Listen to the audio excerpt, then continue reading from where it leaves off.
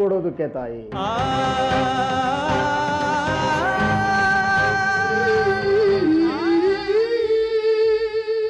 ನಮ್ಮ ಸಂಬಂಧ ಜನ್ಮ ಜನ್ಮದ್ದು ಅಂತ ನಿಂಗೆ ಅನ್ಸಲ್ವಾ? ಮತ್ತೆ ಮುಂದಿನ ಮುಹೂರ್ತ ಇದ್ದದ್ದು 18 ವರ್ಷ ಕಳೆದ ಮೇಲೆ ಬರೋ ನಾಗರ ಪಂಚಮಿ ದಿವಸ. ಅಲ್ಲಿವರೆಗೂ ನೀನು ಇಲ್ಲೇ ಇದ್ದಿದ್ರೆ ನಿನ್ನ ಶಕ್ತಿ ನಿನಗೆ ವಾಪಸ್ ಬಂದು ಬಿಡೋದು. ಅದಕ್ಕೆ ನಿಮ್ಮಪ್ಪ ಹರಳೂರಿನ ಹೆಸರು ಕೂಡ ನಿನ್ನ ಕಿವಿ ಮೇಲೆ ಬೀಳಬಾರ್ದು ಅಂತ ನಿನ್ನನ್ನು ಬೇರೆ ಕಡೆ ಬೆಳೆಸಿದ್ದೆ. ಅದನ್ನು ಹೇಳಿಕೊಟ್ಟಿದ್ದು ಕಪಾಲ ನೇತ್ರನೇ.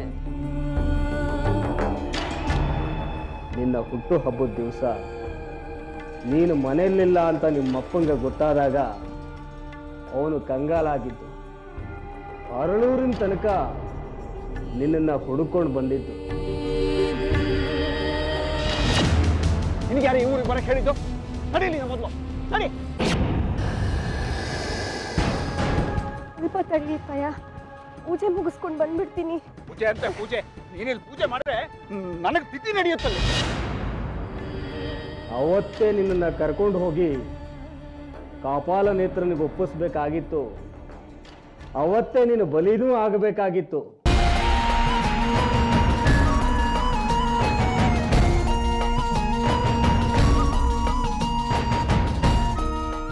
ಆಗಲೇ ನನ್ನ ಧ್ವನಿ ನಿನ್ನ ಕಿವಿ ಮೇಲೆ ಬಿದ್ದತ್ತು.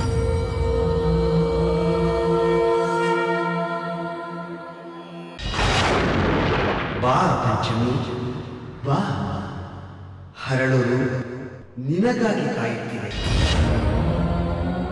ಹರಳೂರಿಗೆ ನೀನು 3 ಸಲ ಹೋಗಿ ಬಂದರೆ ಸಾಕು, ಕಪಾಲನ್ನು ಎದುರಿಸೋ ಶಕ್ತಿ ನಿನಗೆ ಬಂದುಬಿಡುತ್ತೆ.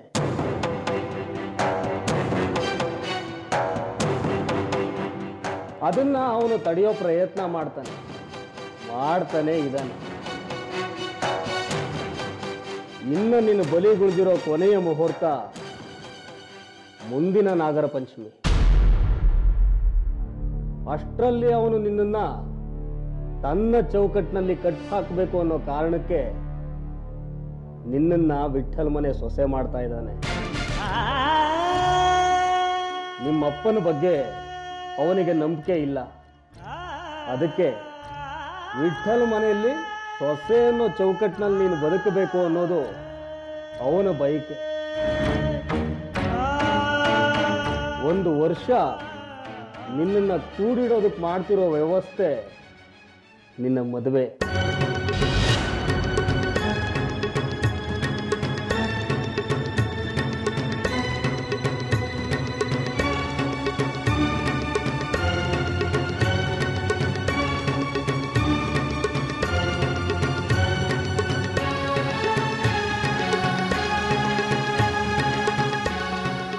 ಹಾಗಾದ್ರೆ ನನ್ನ ಮದುವೆ ಆಗ್ಬಾರ್ದಾವ್ದುದ್ರೆ?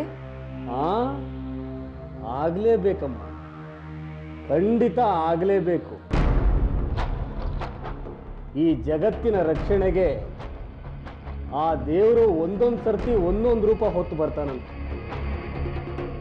ಅದೇ ರೀತಿ ಈ ಸರ್ತಿ ನಿನ್ನ ರೂಪ ಹೊತ್ತು ಬಂದಿದ್ದಾನೆ ಅಷ್ಟೇ.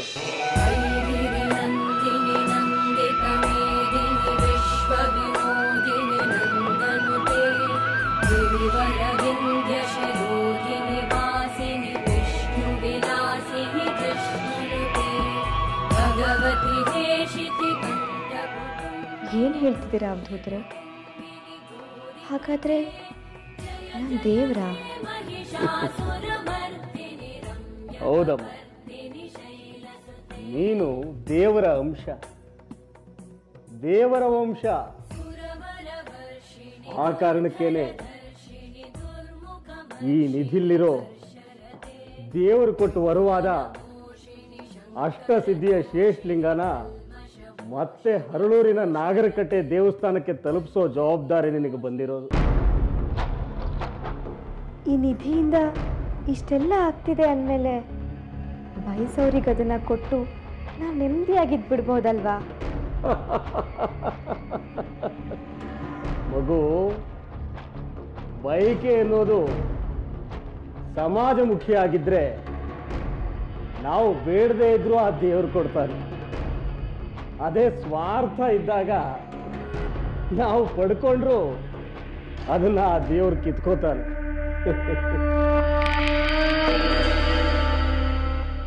ವಿಠಲ್ ಮತ್ತೆ ಚಂದ್ರು ಈ ನಿಧಿನ ಇಲ್ಲಿ ಇಟ್ಕೊಂಡ ಮೇಲೆ ಅವ್ರ ಏಳಿಗೆಗೆ ಪೆಟ್ಟು ಬಿತ್ತು, ಕಷ್ಟಗಳು ಆವರಿಸ್ಕೊಳ್ತು.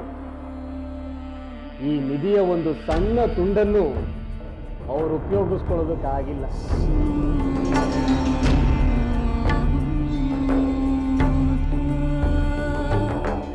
ಅವ್ರ ಕುಟುಂಬದಲ್ಲಿ ಒಂದೊಂದೇ ಸಾವಾಗ್ತಾ ಬಂತು. ಆಗಲೇ ಅವರು ಈ ನಿಧಿಗೆ ಕಪಾಲ ನೇತ್ರನ ಕೈಯಲ್ಲಿ ದಿಗ್ಬಂಧನ ಮಾಡಿಸಿ ಪೇಟೆಗೆ ಹೊರಟು ಬಿಟ್ಟಿದ್ರು.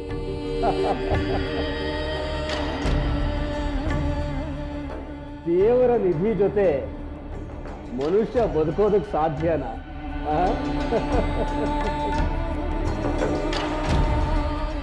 ತಲತಲಾಂತರದಿಂದಲೂ ಅಷ್ಟಸಿದ್ಧಿ ಶೇಷಲಿಂಗ ಇದ್ ಕಡೆ ಸ್ವಾರ್ಥಕ್ಕೆ ಸೋಲೆ.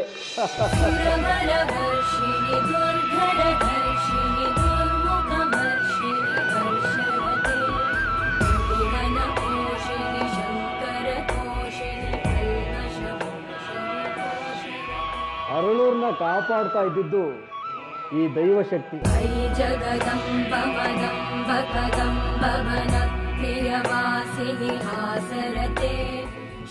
ಈ ನಿಧಿ ಜೊತೆ ಶೇಷಲಿಂಗನ ಮತ್ತೆ ಹರಳೂರಿಗೆ ತಗೊಂಡು ಹೋಗೋದೇ ನಿನ್ನ ಜವಾಬ್ದಾರಿ.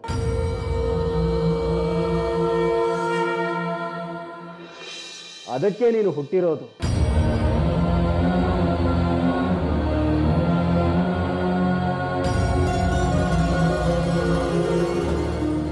ನಿನ್ನದು ಕಾರಣ ಜನ್ಮ ಪಂಚಮಿ.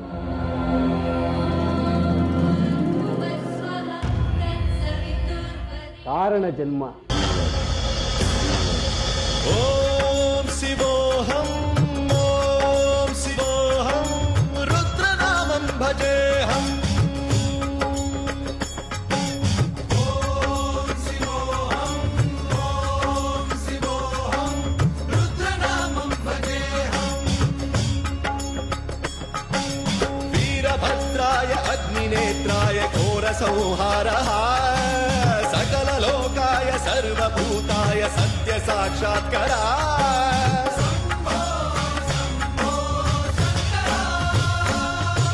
ಓಂ ಶಿವೋಹಂ ಓಂ ಶಿವೋಹಂ ರುದ್ರನಾಮಂ ಭಜೇಹಂ. ಏನಮ್ಮ ಯೋಚನೆ ಮಾಡ್ತಿದ್ಯಾ? ಇದಕ್ಕೋಸ್ಕರ ಏನೇನೆಲ್ಲ ಯಾಕೆ ನಡಿಬೇಕು? ಈಗಲೇ ಹೋಗಿ ಇದನ್ನ ಹರಳೂರಿನಲ್ಲಿ ಇಟ್ಟು ಬರಬಹುದಲ್ವಾ?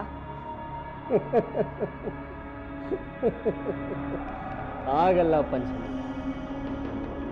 ಇದನ್ನ ಯಾರು ತಂದಿಲ್ಲಿಟ್ರೋ ಅವರೇ ತಗೊಂಡು ಹೋಗಲ್ಲಿ ಇಡಬೇಕು.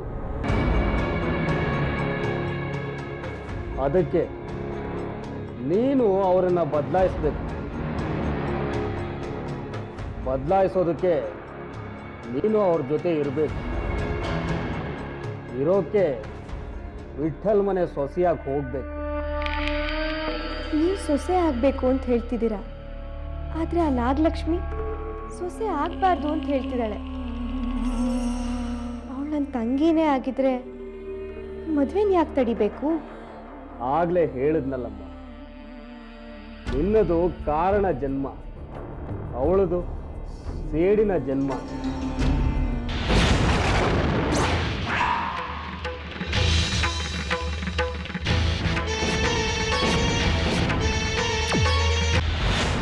ಎದೆಯಲ್ಲಿ ಸೇಡನ್ನ ಇಟ್ಕೊಂಡು ರಾಮಣ್ಣನ್ನ, ವಿಠಲನ್ನ, ಚಂದ್ರನ ಸಾಯಿಸೋದಕ್ಕೆ ಹೊರಟಿದ್ದಾಳೆ.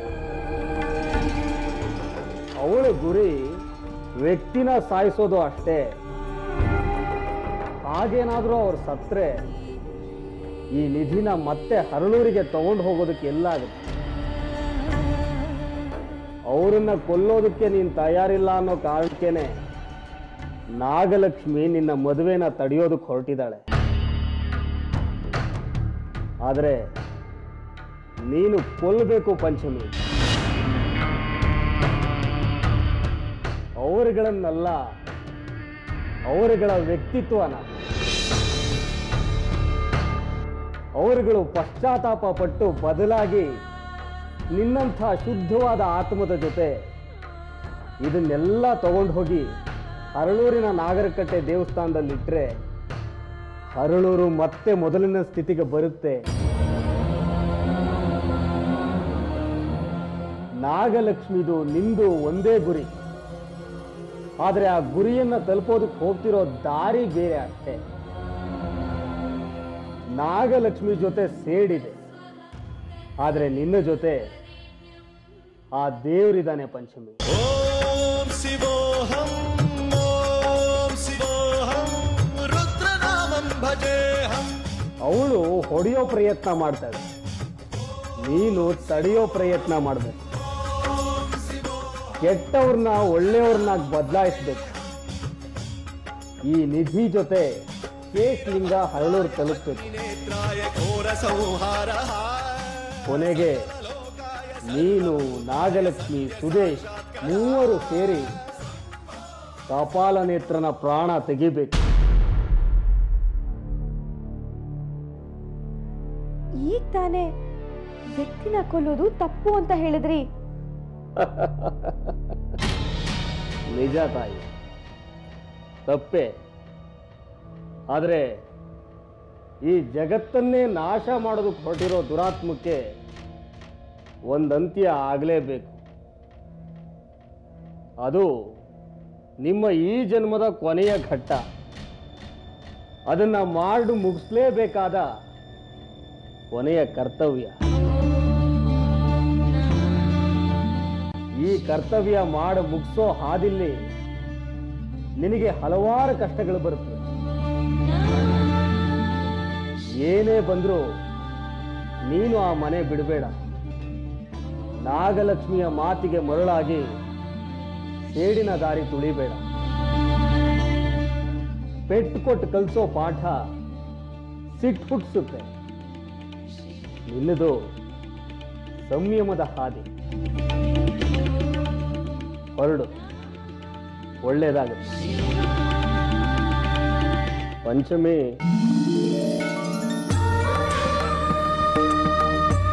ಬೇಡಮ್ಮ. ದೇವರು ಮನುಷ್ಯನ ಕಾಲನ್ನ ಮುಗಿಯಬಾರದು. ಹೋಗ್ಬಾ ಅಮ್ಮ.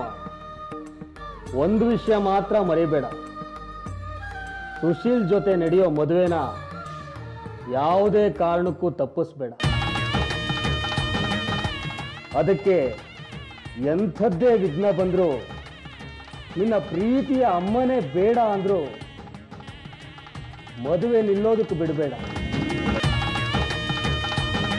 ನೀನು ಈ ಜನ್ಮದಲ್ಲಿ ನಿರ್ವಹಿಸಬೇಕಾಗಿರೋ ಜವಾಬ್ದಾರಿ ಶುರುವಾಗೋದೇ ಅಲ್ಲಿಂದ. ನನಗೆ ಆಶೀರ್ವಾದ ಮಾಡು ತಾಯಿ.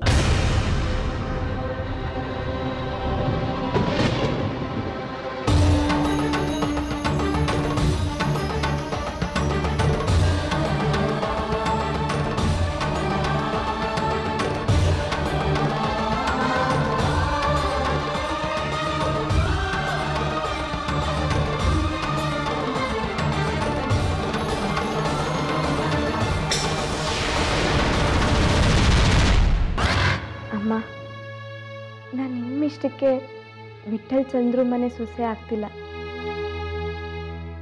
ನನ್ನಿಷ್ಟಕ್ಕೆ ಆಗ್ತಾ ಇದ್ದೀನಿ. ಈ ಮದುವೆಗೆ ನಾನು ಸಂಪೂರ್ಣವಾಗಿ ಒಪ್ಪಿಗೆ ಇದೆ.